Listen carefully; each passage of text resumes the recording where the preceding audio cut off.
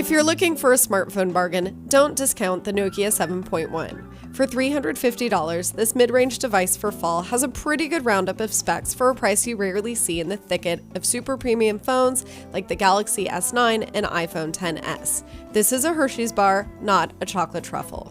This Nokia phone gives you a notched 5.8-inch screen and two rear cameras, one a 12-megapixel lens and the other a 5-megapixel lens for depth. There's also software for taking portrait shots from the front and rear cameras.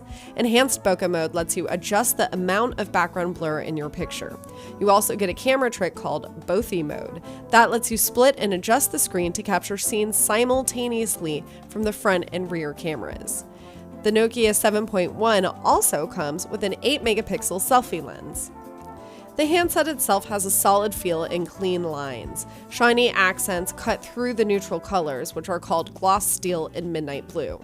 It looks a little boring, to be honest, but there you go. It will ship with Android 8.1 software at first, but is on track to receive its Android Pie upgrade by November.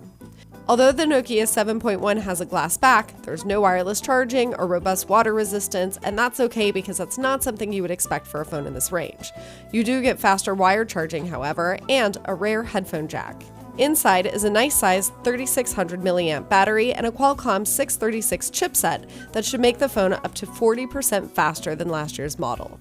Globally, you'll have your choice of a 32GB or 64GB storage option with a microSD card slot to add more space. In the US, you'll be able to buy the 64GB version of the Nokia 7.1 from Amazon, Best Buy, and B&H.